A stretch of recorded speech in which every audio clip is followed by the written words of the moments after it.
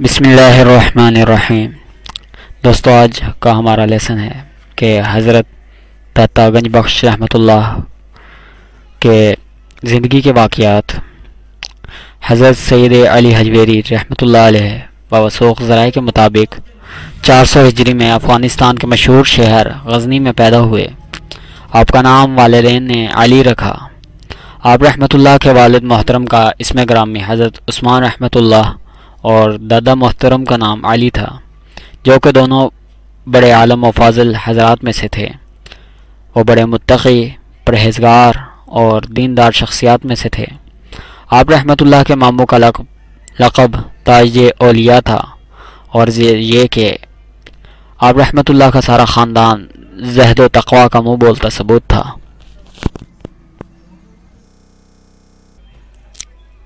شجرہ نسب۔ آپ رحمۃ اللہ کا شجرہ نسب حضرت علی کرم اللہ وجہہ سے 9ویں پشت پر جا کر ملتا ہے۔ آپ رحمۃ اللہ نے حنفی مسلک اختیار کر رکھا تھا، مگر آپ رحمۃ اللہ کو مکاتب فکر نے حضرت امام ابو حنیفہ رحمۃ اللہ، حضرت امام شافعی رحمۃ اللہ، حضرت امام مالک رحمۃ اللہ اور حضرت امام احمد بن حنبل رحمۃ اللہ کے تابعین میں شامل کیا گیا ہے، اور چاروں کو بڑی محبت اور عزت کے ساتھ یکساں عقیدت کے ساتھ تسلیم کیا ہے۔ آپ رحمۃ اللہ کی کنیت ابو الحسن تھی۔ آپ کا شجرہ نسب کچھ اس طرح بیان کیا گیا ہے۔ حضرت علی رضی اللہ تعالی عنہ بن سید عثمان بن سید علی رضی اللہ تعالی عنہ بن سید عبد الرحمن بن شاہ شجاع بن ابو الحسن علی بن حسن اصغر بن سید زید شہید بن حضرت امام حسن رضی اللہ تعالی عنہ بن حضرت علی مرتضی رضی اللہ تعالی عنہ۔ حضرت داتا گنج بخش رحمۃ اللہ نے روحانی کسب کمال کے لیے بیشتر اسلامی ممالک، عراق، شام، پارس، بغداد، آذربائیجان، ترکستان وغیرہ کا سفر کیا، اور وہاں کے اولیاء اکرام کی روح پرور صحبتوں سے بھی مستفید ہوئے۔ خراسان میں آپ رحمۃ اللہ 300 مشاخ سے ملے، جن میں حضرت خواجہ علی بن حسین، شیخ ابو طاہر مکتوف، خواجہ ابو جعفر اور شیخ احمد نجار سمرقندی وغیرہ قابل ذکر ہے۔ آپ رحمۃ اللہ نے ایسے اوقات میں حصول علم کے لیے سفر کیے جب ذرائع آمد و رفت بھی تسلی بخش نہ تھے، اور سفر کرنا کوئی آسان کام نہ تھا، مگر آپ رحمۃ اللہ نے علم حاصل کرنے اور مشائخ سے فیض حاصل کرنے کے لیے طویل اسفار کیے۔ آپ رحمۃ اللہ کے ہاں علم کو بڑی اہمیت حاصل تھی۔ آپ رحمۃ اللہ کے نزدیک علم کے بغیر نہ تو کوئی اپنے خدا تعالیٰ کو پہچان سکتا ہے، اور نہ اپنے پیر و مرشد کو ہی جان سکتا ہے۔ آپ رحمۃ اللہ نے علم میں دین اور علم معرفت میں کامل بزرگوں سے اکتساب فیض حاصل کیا۔ آپ رحمۃ اللہ نے اصل میں اس حدیث مبارکہ پر دل و جان سے عمل کیا کہ علم حاصل کرو، خواہ تمہیں چین ہی کیوں نہ جانا پڑے۔ آپ نے جگہ جگہ علم کی تلاش کی۔ آپ رحمۃ اللہ نے فرمایا، اقسام علوم بہت زیادہ اور بے حساب ہے، اور انسانی عمر بہت کم سالوں پر مشتمل ہوتی ہے، مگر حصول علم حسب ضرورت ہر ایک کے لیے لازم اور ضروری ہے، تاکہ شریعت کو سمجھ پائیں اور اپنی زندگی صراط مستقیم پر گزاریں۔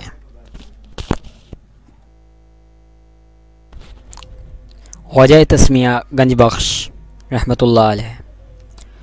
حضرت خواجہ معین الدین چشتی رحمۃ اللہ نے اسلامی ممالک کا طویل دورہ کرتے ہوئے ہندوستان میں قدم رکھا، تو آپ رحمۃ اللہ نے حضرت داتا گنج بخش علی حجویری رحمۃ اللہ کے مزار پر لاہور میں بھی حاضری دی، اور آپ رحمۃ اللہ کے مزار کے پاس ہی چیلا بھی کاٹا۔ جب چیلے سے فارغ ہوئے تو وہاں سے رخصتی کے وقت انہوں نے یہ شعر پر کہا کہ آپ رحمۃ اللہ کے لقب کی بنیاد رکھی، گویا کہ انہوں نے آپ کی عظمت و برکت کا اعتراف کر لیا۔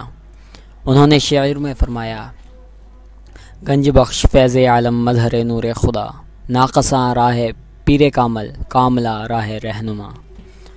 یعنی آپ رحمۃ اللہ خزانہ لٹانے والے، سارے جہاں کو فیض پہنچانے والے اور خدا تعالیٰ کے نور کا اظہار کرنے والے ہیں۔ وہ ناقص لوگوں کے لیے پیر کامل ہیں اور کامل لوگوں کے لیے راہ دکھانے والے بھی ہیں۔ عام لوگوں کا یہ خیال ہے کہ آپ رحمۃ اللہ کا لقب اس شعر کے بعد مشہور ہوا، لیکن اکثر کے نزدیک یہ درست نہیں ہے۔ آپ رحمۃ اللہ زمانہ قدیم سے ملک عراق سے گنج بخش میں مشہور ہو گئے تھے، کیونکہ آپ رحمۃ اللہ سے بے حد فیوز واقع ہوئے تھے۔ آپ رحمۃ اللہ نے عراق میں اس قدر لوگوں کو مالی امداد دی تھی کہ جو کچھ بھی آپ رحمۃ اللہ کے پاس تھا، آپ رحمۃ اللہ نے حضرت ابو بکر صدیق رضی اللہ تعالیٰ عنہ کی سنت پر عمل کرتے ہوئے راہ خدا میں دے دیا، بلکہ مقروض بھی ہو گئے تھے۔ آپ رحمۃ اللہ نے دنیاوی مال و متاع لوگوں میں تقسیم کرنے کے علاوہ ان میں روحانی فیوز و برکات کے خزانے بھی لٹائے، جس کی وجہ سے وہاں گنج بخش کا لقب پایا۔ عوام و خواص میں آپ رحمۃ اللہ کی پہچان صرف یہی لقب ہے۔ اکثریت آپ رحمۃ اللہ کے اصل نام سے ناواقف ہے۔ آپ رحمۃ اللہ عاجزی و انکساری اس حد تک تھی کہ آپ رحمۃ اللہ نے اپنے آپ سے فرمایا تھا کہ اے علی، خلقت تجھے گنج بخش کہتی ہے اور تیری یہ حالت ہے کہ تو ایک دانہ بھی اپنے پاس نہیں رکھتا۔ اس بات کو تو اپنے دل کے پاس بھی نہ لا کہ لوگ تجھے گنج بخش کہتے ہیں، کیونکہ یہ محض دعویٰ اور غرور ہوگا۔ اصل گنج بخش تو وہی ہے جو ساری دنیا کو روزی دینے والا ہے۔ اس کے ساتھ کسی کو شریک نہ کر، ورنہ تیری زندگی برباد ہو جائے گی۔ آپ رحمۃ اللہ حضور اکرم صلی اللہ علیہ وآلہ وسلم کی سنت کا صحیح نمونہ تھے، اور اکثر فرماتے تھے کہ مالک کونین ہے، گویا آپ پاس کچھ رکھتے نہیں، دو جہاں کی نعمتیں ہیں ان کے پاس مگر خالی ہاتھ ہے۔ آپ رحمۃ اللہ نے اپنی فقری میں بادشاہت کی۔ آپ رحمۃ اللہ کے دروازے پر بادشاہ و گدا آتے تھے۔ بڑے بڑے عارفین اور سرخیر اولیاء اکرام رحمۃ اللہ نے آپ سے فیض پایا، اور یہ سلسلہ زمانہ قدیم سے جاری ہے، اور انشاءاللہ تعالیٰ میں حیات کائنات جاری رہے گا انشاءاللہ۔ لاہور تشریف آوری۔ آپ رحمۃ اللہ کی لاہور آمد کا قصہ بہت مشہور ہے۔ آپ رحمۃ اللہ اپنے علاقے میں آرام و چین کی زندگی بسر کر رہے تھے، اور آپ رحمۃ اللہ کے پیر بھائی حضرت شیخ حسین زنجانی رحمۃ اللہ لاہور میں مقیم تھے۔ آپ رحمۃ اللہ کو مرشد نے لاہور جانے کا حکم دیا، چنانچہ آپ رحمۃ اللہ نے لاہور کی راہ اختیار کی۔ جب لاہور میں داخل ہوئے تو اس رات کو حضرت شیخ حسین زنجانی رحمۃ اللہ کا انتقال ہو گیا۔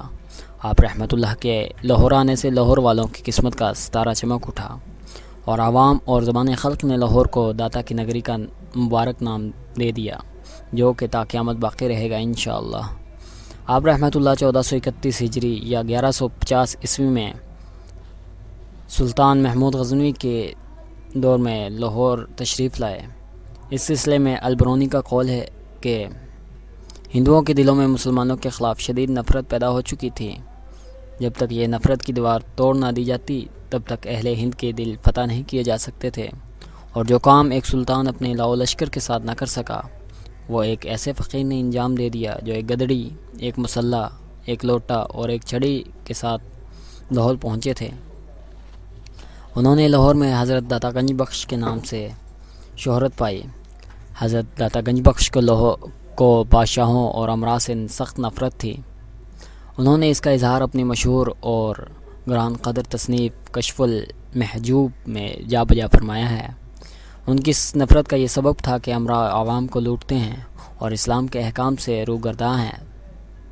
اس لیے حضرت علی حجویری رحمۃ اللہ نے اپنے مریدوں کو امراء سے راہ رسم قائم کرنے کی سختی سے ممانعت کرتے تھے، لہٰذا آپ رحمۃ اللہ خود بھی بادشاہ، رؤسا اور امراء سے دور رہتے تھے، اور اپنے اہل احباب کو ان سے الگ رہنے کی تلقین فرماتے تھے۔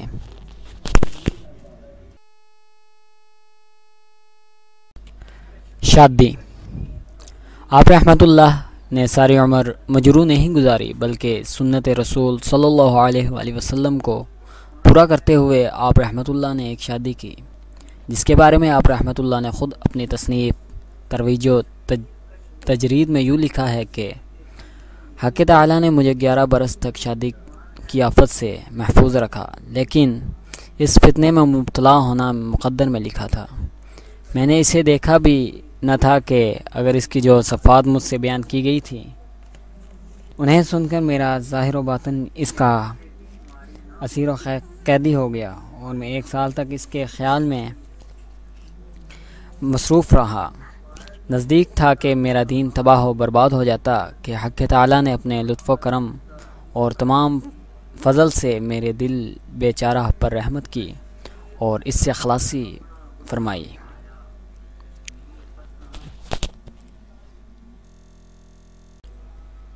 اولاد کے بارے میں نہ تو آپ رحمۃ اللہ نے خود ہی اپنی مشہور شہر آفاق تصنیفات میں ذکر فرمایا ہے اور نہ کسی تذکرہ نویسی میں یہ آپ کی اولاد کے بارے میں ذکر کیا ہے۔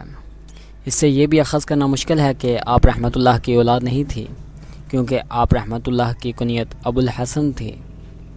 یہ کنیت آپ رحمۃ اللہ کے صاحب اولاد نہ ہونے کی دلیل ہے۔ اس معاملے میں کوئی شک نہیں کہ بعض بزرگوں نے فرضی کنیت بھی اختیار کر لی تھی، مگر چونکہ آپ رحمۃ اللہ نے شادی بھی کی، لہٰذا شادی ہونے کی صورت میں کنیت کو فرضی قرار دینا عقل سے بعید نظر آتا ہے، مگر آپ رحمۃ اللہ کی اولاد کا کہیں تذکرہ بھی نہیں ملتا۔ اگر آپ رحمۃ اللہ کی اولاد ہوتی تو جلد یا بدیر آپ کو ظاہر ہو جانا چاہیے تھا، مگر آج تک اس قسم کا کوئی اشارہ کہیں سے نہیں ملا۔ یہ بھی حقیقت ہے کہ شادی اولاد کے لیے شرط ہے، مگر اولاد صرف فضل خداوندی سے ہی حاصل ہوتی ہے، صرف شادی سے نہیں ہوتی، لہٰذا آپ رحمۃ اللہ کی کوئی اولاد نہ تھی۔